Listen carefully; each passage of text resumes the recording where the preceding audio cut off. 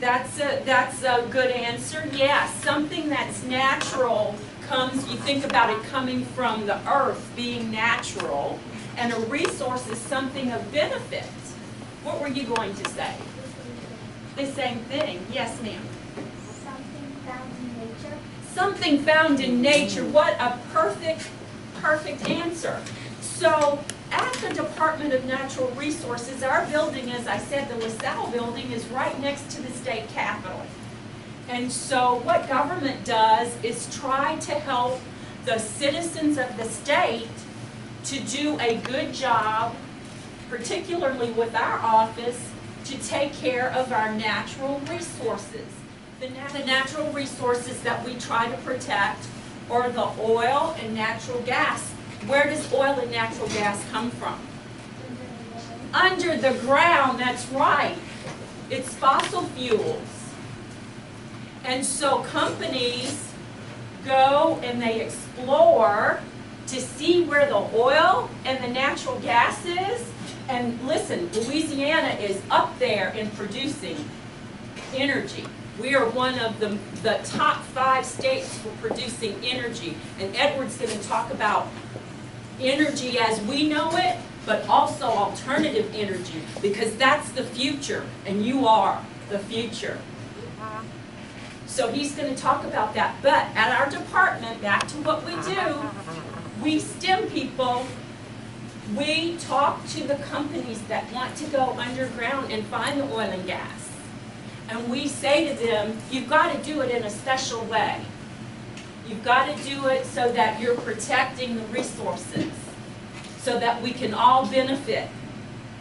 Because oil and gas, what? They power things. They help us drive our cars. They help us do the things we do in our home. So it's very important that a government agency like our department work with the companies so that they can do it in a very sound, environmentally sound way. So guess what? We have also at our department the STEM people who protect our coast and our wetlands. That's a part of my office too. Those people who come to the LaSalle building, they're coming because they want to be sure that the coastal resources, anybody knows where the coast is?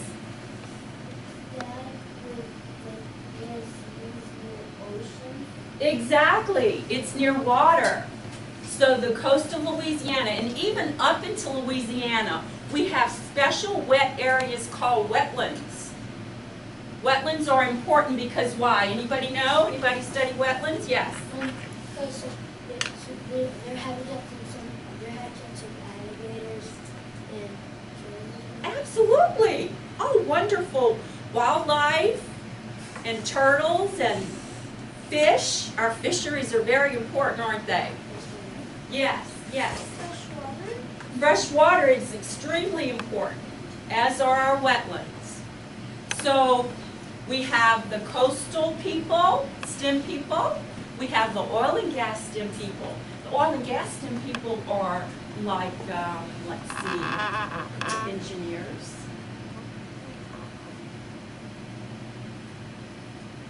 Anybody want to be an engineer? Wow, very good. Very cool, very cool, very cool, very cool. And now Mr. Edward will talk to you about energy and alternative energy. Okay, thank you. A little bit about energy before. So, we talked about oil and natural gas, things that Louisiana has. But that's not alternative energy. Those are called fossil fuels. And where do you get fossil fuels from again? the ground. The ground. Very good, very good. Now, alternative energy can also be known as renewable energy. So, where do you think renewable energy might come from, or alternative energy? Above the ground. Above the ground, above the ground. So, can someone give me an example about a renewable or alternative energy? Yeah, you. Coal. Coal? Well, where does coal come from? In the ground. It comes from in the ground. See, you know, once you use coal once, you can't use it again. When you use renewable energy, you use it over and over again. But that's a part of energy, and believe it or not, I'm going to talk about coal and how comes from the sun a little bit. A little bit comes from the sun. Even though it's a fossil fuel, every piece of energy actually comes from the sun. But okay, let's... Light. Lights? Well, how do you get the lights? What creates light outside? I'm looking... The sun. The sun, very good, very good. So the sun's a form of alternative energy. What's another form? Plants. Plants? Plants use energy, and yes, you could have biomass. So yeah, plants could be one. We're not going to talk much about that today, though. But that's a pretty good answer. So I saw a couple other answers. Two more big ones that I'm looking for. Animals. Animals, that goes into the biomass too. But I'm thinking about two in particular. Let's see, what's the big part of the earth that's about 5 miles away from here? There's a bridge over it. Mississippi. The Mississippi River. And what's in the Mississippi River? What goes down the Mississippi River? It begins with the W. Water, yes, water. So, and the other one I'm thinking, we're going to talk a lot about water and hydroelectric power later. I'm thinking of one more. It also begins with a wind. Oh, it also begins with a W. Wind. I gave it away. I'm sorry. That's my fault. I wanted you guys to get that, but I'm sorry. That's my fault. So, the three big ones we're going to be focusing on today are solar, hydro, and wind energies. Okay? Okay. And they're all what kind of energy? Alternative. Alternative energy. Very good. So, we're going to start with solar energy. So, to get solar energy, you have to have solar panels. Has everyone seen a solar panel here? Yeah? All right. Where have you seen them? Huh? Sometimes on houses. At your dad's job? Really? Cool. What does your dad do? Okay. Well, every place can do it. How about you? It had satellites. It had satellites. Okay, so it's helping power the satellite dishes? Oh, that's kind of cool, isn't it? Oh, you do have one right there. What are you powering with this one here in the class? The light? Oh, that's cool. Is today a good day for solar power, though? No, why? Because it's dark and cloudy. Did you all turn your clocks back yesterday? Yeah, I don't like that. But that's another story for another time. So, solar power. You power up the solar cell, and it goes into something that transforms the sun's electric power, or the sun's power into electric power, which is kind of cool. And then you can light your battery up, or you can charge your cell phone. They have cell phone chargers with solar panels on it now, so you don't have to plug it into the wall at all. You can just charge it via the sun, which is kind of cool if you ask me. And that's convenient if you're out camping. Let's say you're driving through the desert, which there's no deserts here, but that's okay. You have a question? There was a solar-powered calculator. Yep, I used to have one of those back when I was probably your age, because I used it with all the STEM. With a lot of the STEM occupations, you have to use calculators because it can be very math intensive. Does everyone here like math? Great. That's awesome. I like math. Math was my favorite subject in school. I love numbers. I still love numbers. I work with numbers every day. Lots of Excel. You're probably too young to know Excel, but you'll know it someday. So you charge up your cell phones or whatever with a solar panel, and then you can have DC or AC. Do you know what DC power is and AC power is? Did you learn that yet? Okay, you're probably going to learn it at some point. AC power is basically the power on the wall, and it's called alternating current. It's called that because it goes back and forth 60 times a second. And DC is more like a battery. A battery for your remote control on your TV. So, you know how you put your AAA or AA batteries in the back of the remote control? That's a DC. And that's called direct current, so it's only going one way. So it's not alternating, it's going direct. So, let me get to the next part. What was that? Pikachu, where'd he come from? So, solar energy.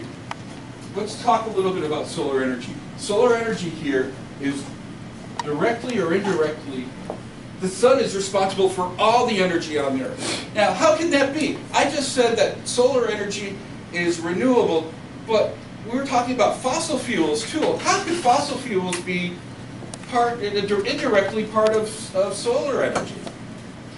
You said that all energy comes from the sun. Yes. including fossil Yes, fuels.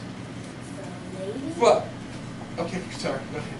so maybe the sun heats. I'm sorry, could you speak up a little? Maybe the sun heats the fossil fuels. Maybe the sun heats the fossil fuels. Now that's interesting, that's interesting. You know, and back in the day, they did a little bit, but we're going to talk about this a little bit more. You have an idea? Oh, no. No? You're relaxing, chilling, doing the sprinkler? Okay. So, fossil fuels. How were fossil fuels made back in the day? What were they from? Some of them were from animals Mm-hmm. that are really old and in the earth, turned into coal Uh-huh. and Yep. other fossil fuels. Perfect. Animals or plants or dinosaurs or... Some of the animals were extinct, Uh-huh. so they died, and some probably put them up and they started turning into fossil fuels. Interesting. Interesting theory. Yeah. What do you think? I think that some of the animals, like, they died on the ground and then as they got older, the ground, like the mud, like because permeated enough into land. Cover up, that's what happened. But how did the sun affect that? Let's think about this for a second. Let's think about this. Now, when the animals were alive, what do animals need and plants need to stay alive? Let's go with you. They probably Food and water. Yeah. And where do you think they got the food? What helps? What kind of food do you think they have? What did they eat? animals probably ate like leaves and meats, and plants just get the sun. What was that? The sun. The plants get the what? Sun. The sun. And they Huh, so the plants get the sun. Let's think about that. We're talking about solar energy being responsible for all the energy on the earth in some way, shape, or form. And the plants get the sun, and the animals eat the plants. And then the animals die for millions and millions of years. It goes underground, and then it becomes oil. Oh, oil and gas and coal. Huh. So, do you see a connection there? So, what's the connection between the sun and fossil fuels? Maybe the sun burns the fossil fuel and then the fossil fuel turns into oil. Well, kind of. You're not wrong. You're not wrong. You're getting there. You're close. They need the sun. They need the sun to live, so when they die, they become fossil fuels. Right. Kind of neat, huh? I bet you never thought about it that way before. Not a lot of people do, so you're ahead of the curve there. Good job. So, let's get back to solar energy and just solar energy. Is solar energy clean or dirty? Clean. Clean. Why is it clean? Why do you think we call it clean? I want a new hand. I want somebody new to... Why is solar energy clean? Is your car clean? Yes. Your car's clean? Yes. My car's not. So, when you're driving a car, does anything come out of the back? No? Yes, yes. So it's polluting a little bit. And cars nowadays are a lot cleaner than they used to be. They used to be, back when I was your age, which is a long, long time ago, cars used to be really, really dirty and not very efficient. Now, cars are a lot cleaner than they used to be, but they're still a little bit dirty. When you think about a clean energy isn't dirty. It doesn't have any exhaust or any pollutants that come out of it. It's just using the sun and transforming it into clean energy. Now there's 3 ways to make use solar energy. You can use solar hot water. So what do you think you do with solar hot water? You could maybe use it for, like, if you're, I just had an idea. Shower. Shower! Oh, very good. You can heat up the water that you use to take your shower.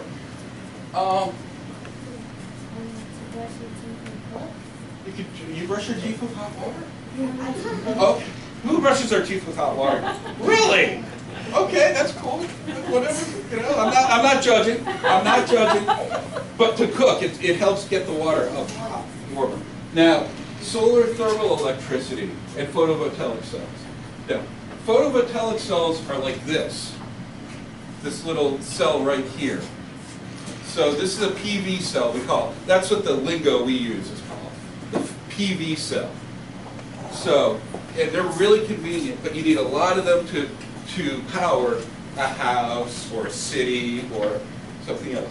Now, solar thermal is when you get a whole bunch of mirrors focusing in one area in itself, heating it up and creating steam, heating up water and creating steam, and it turns a turbine.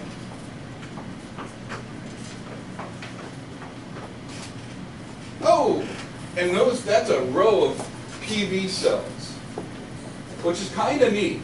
Have you seen rows and rows and rows like that around here? No. Do you think Louisiana is a good place for solar energy? Yeah. Who thinks yes? Raise your hand. Who thinks no? Who doesn't know? Who doesn't think? Okay.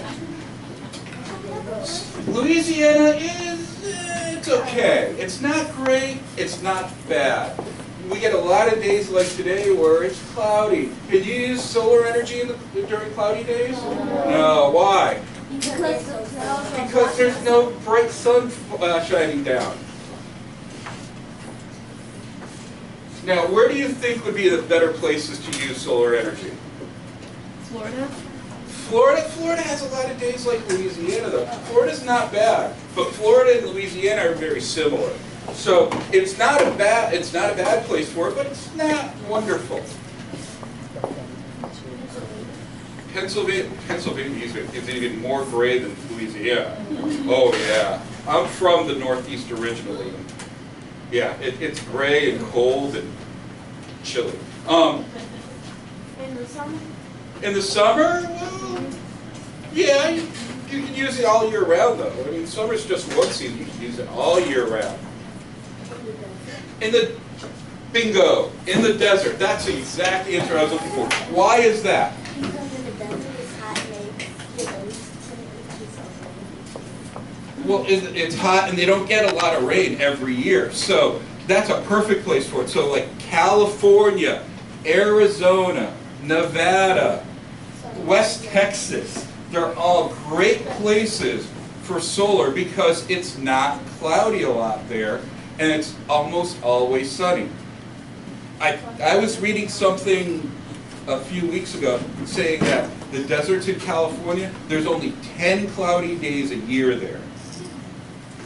I think we're going to have 10 cloudy days right in a row here, so think about that.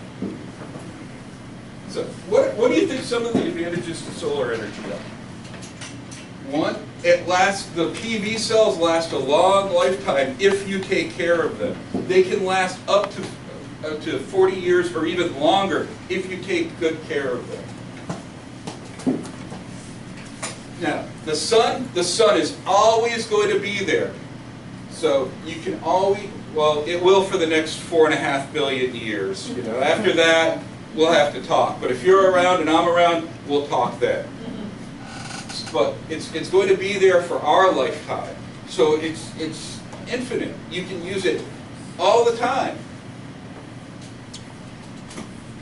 And it has no carbon footprint. Remember when we were talking about pollution and the exhaust coming out of cars?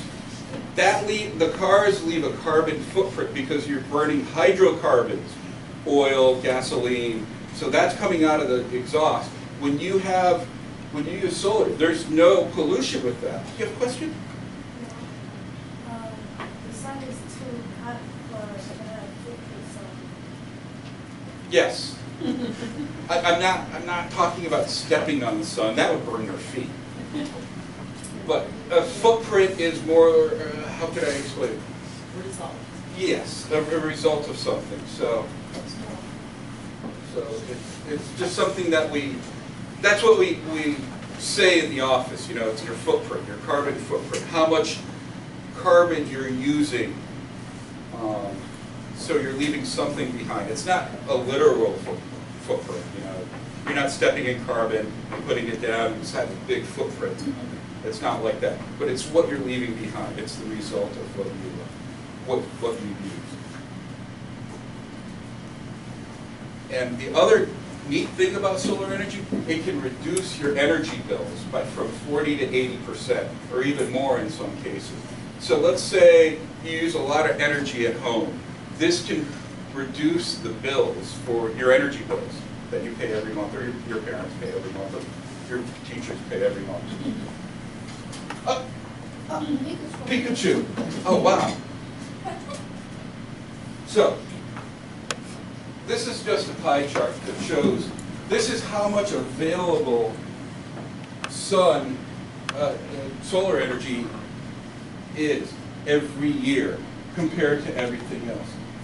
So solar energy, there's a lot of opportunity for solar energy to be used. Solar energy, if you ask me, is pretty cool. They're still coming up with new ideas on how to use solar energy and how to make it more efficient. And this is how much non-renewable energy is out there. So there's a lot of coal and natural gas and oil out there, but there's a lot more opportunity for solar energy. We have another solar farm here with, what's that in the background? Windmills. Windmills or wind power. Okay, boys and girls, let's take a moment and let's think about some things. I want us to think about our I cans for a moment. So today, boys and girls, we're going to I can build a solar oven.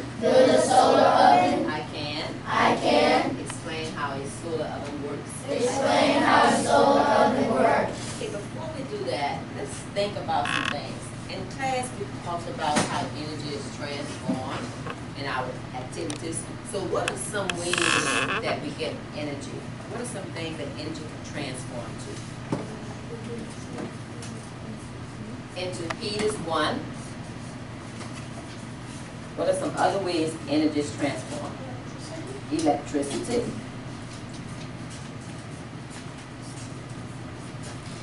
And what else have we talked about?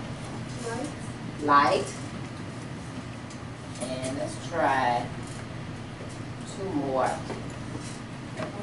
Motion is one. And can you think of another one? What about friction? What are the heat? Heat, electricity, light, motion, and think about the things that we talked about. Help them out. Who would like to help them out? Sound. Remember sound, the sound waves? We must transfer that way as well. Energy.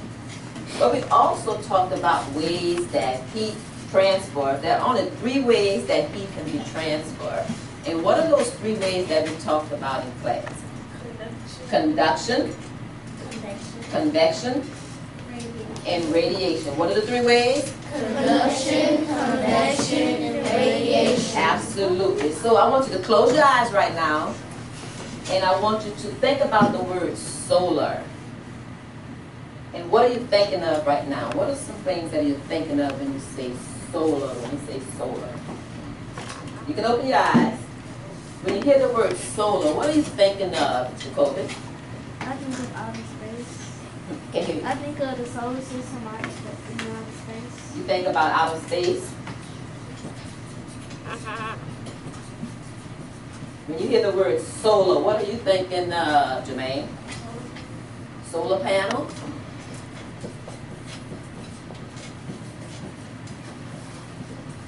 What are you thinking of? Let's try somebody, Mohammed. The sun.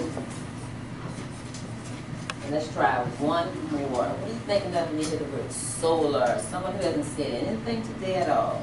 What about you, Jermaine? Light. When you hear the word solar, think about light. All right. We talked about 3 ways that heat is transferred: conduction, convection, and radiation. We think about how energy is transformed. But today, boys and girls, we're going to do an activity that requires us to build a solar oven. But what problems are we having today? Think about when we say solar, what are some of the things we may be having a problem with today? Say it loud. There is no sun outside today, so is there an alternative that we can come up with since we don't have any sun outside? What could we do? Think about it. Look around the classroom. What could we do to help us with our activity today? Sabaya? We can use the light in the classroom. Okay, what type of lights are we going to use? Do you see any lights that we're going to use in class today? Maybe that one? Any other lights you see in the class? The light bulb, did you see the light bulbs in class? Could we possibly use those? Absolutely. That's probably going to be our alternative for today. But today we want to create our solar system, solar ovens, but there are some materials that we're going to need. On the board I have the materials that we're going to need. So I'm going to need, get a number 1 at every table. I want you to go to the back and I want you to get your material sheet first. Get each type of material you're going to need. You're going to need 1 pizza box. You're going to need 2 sheets of foil, but you know you're going to need a large sheet and a small sheet.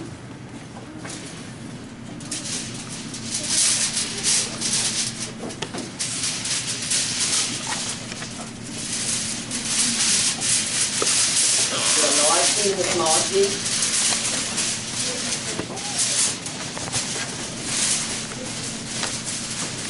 Construction paper, and bring it back to your table. You're going to need a ruler,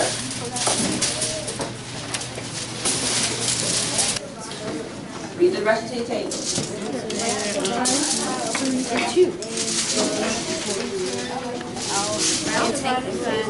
Cover the opening created by the test where it's taking place. Place 4 markers on a black construction paper and put 1 marshmallow on top of each person. With a ruler in position to reflect the sun into the oven.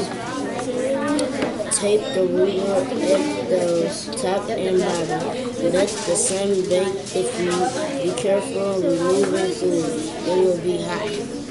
Add chocolate and top cracker for yummy s'mores. Alright. Okay, eyes on me. Once you have read the directions, I just need you to go through the steps of creating the box first. So let's decide at your table who's going to wrap the foil on the top lid. You make a decision.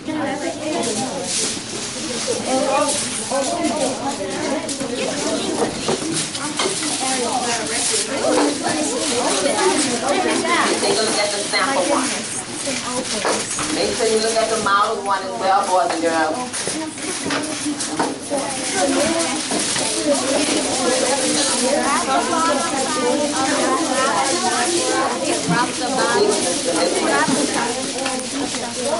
Make sure what side is supposed to show? The shiny side. So your shiny side is showing.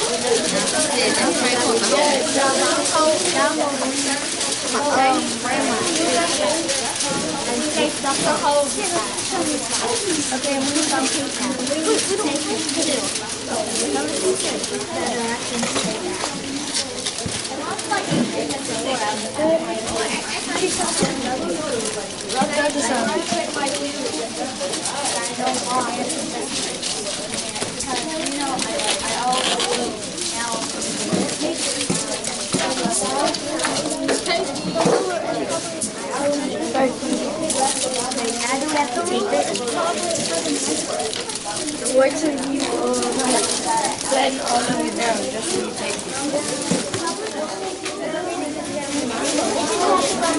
You need to open your box. The miter needs to be covering up the inside of the box. Maybe you can cover it. You can cover it up. Cover it up. I think we should open this. Then you cover it up.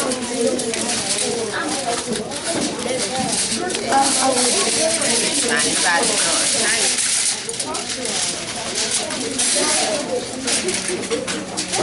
Shine it. You want to share it.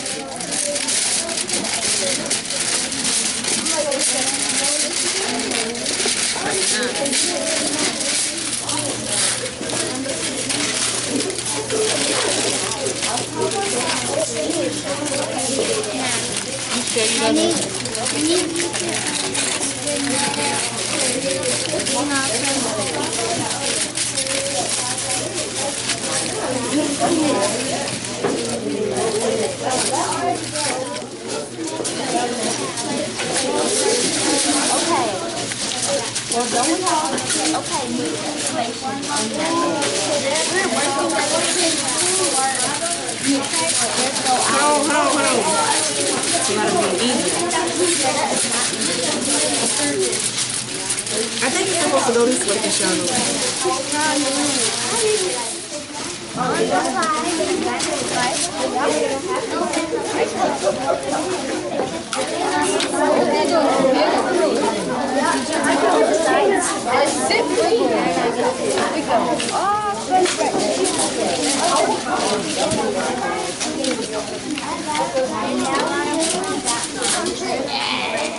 I think we should take it down. I think a little bit tape on the side.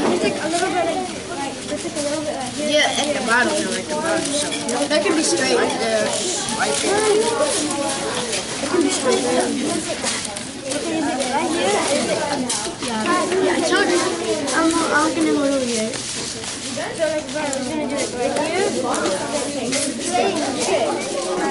Listen up, boys and girls. You don't need your ruler yet. We want to make sure you get your food in your box first. So let's make sure everybody's box, hands up if your group is ready. Hands up, take a seat if your group is ready. Okay, let's talk a minute before we move on to the next step. So we know we don't have any sun outside, and we're going to use our light inside to help heat up our marshmallows. Why do you suppose we have that black piece of construction paper there if it's going outside in the sun? Why do you think we have the black piece of construction paper, Cassandra? Think about the color black. Why are you supposed to have it? It would reflect, would the black paper reflect, boys and girls? Think about it, let's help out. What does black do? Why do you wear black in the, what time of year do you wear black? In the summer? Think about the color black. Help out. Black absorbs light. It absorbs the light, and when it absorbs the light, it creates what? It creates heat. Very good. So we have the black plate there because it's going to help us with the heat. So why do you think we say put the sunny side up? Let the sunny side show. What's the purpose for the sunny side showing?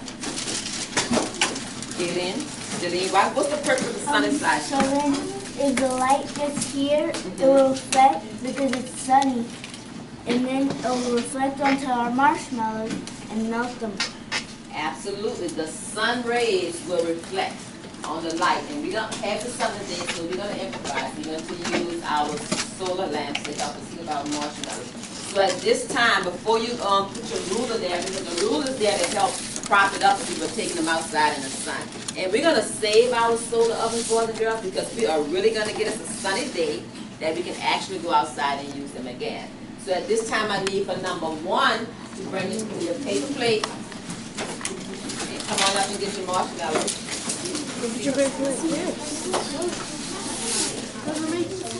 So we're gonna put the marshmallow on top of it? Yeah, I think it's best to put the marshmallow on top, because what would happen if you just put the marshmallow in the black paper? It'll get sticky and get stuck. Sticky, so I think it's best to move it off. So I think we should put that on top.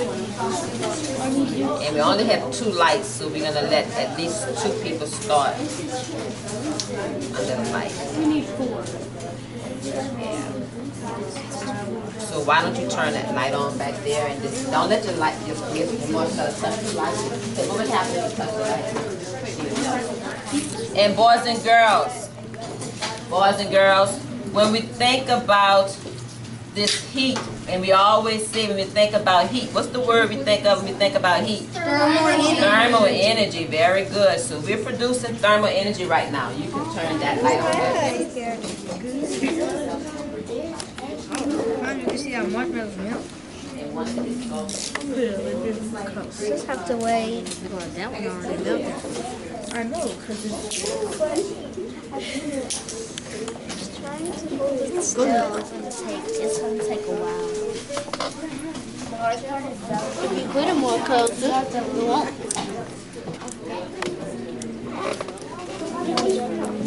I'm going to start losing shape because it's a solid right now, and it has a definite shape. When it gets an indefinite shape, as a little I think the chocolate's going to melt faster. The chocolate's going to melt faster. Yeah, probably. How are we gonna melt ours? Yeah, look. Krishana can make up some. It's even in the car, chocolate melts. Oh, look at how it's like a house. It's like a Hershey's. So the black paper will what? Absorb the heat. What about this one? It This will what? reflect it. Just hold it right there then. I'm trying to hold on. Now. Your turn. While I do the light, adjust the light. Oh, y'all see the chocolate? It looks like they're gonna melt really quick. Yeah. I think this is let's see what many watts that is on that. This one is 60 watts. I think maybe we could have increased. What do you think about that? Yeah. I think maybe we could increase the watt of the light bulb to get us more what? More heat. So I think that should be our next step, is to try it again, but increase the watt. Okay, we have a nice treat today, and the chocolate is a little bit melted, and the marshmallow is a little softer, but it could have been cooked a little bit more. Our light bulbs is how many watts is the light bulb? The group that was working with me, how many watts did I say? 60 watts. So we can increase the watt of the light bulb so that we can get a better what? A better heat for next time. What makes the oven work if we use the fall and we have the sun? What actually makes the oven work, Krishana? Tell us about what happens with the sun outside the stove. The sun takes the solar oven and reflects off the shining part. What shining part? The shining part of the fall. Okay, and what happens when the sun reflects off that? And then it hits the marshmallow and melts. Okay. If you look at the board, you still have. It's exactly what she said. The sun's light rays are collected by the fall flap and concentrated inside the box. And when that happens, the rays are transported to thermal energy, and we all know that thermal energy is what? Heat. Is heat. And it slowly raises the temperature inside the box, causing the food to cook. So what we're going to do the next time we do this activity is we're going to make sure if there's no sun, we'll try to increase the light bulbs. As a matter of fact, on tomorrow, I'll bring in some high-power light bulbs, and we'll try it. Oh, no school tomorrow, you're right. On Wednesday, I'll bring in some high-power light bulbs, and then we'll try it again. But at this time, what are you waiting to do? Eat. Eat the treat. So what I want you to do is to open your box. Open the box. Take one, and let's get another top on it first, so we're going to make the sandwich out of it. like to make. Okay, you need your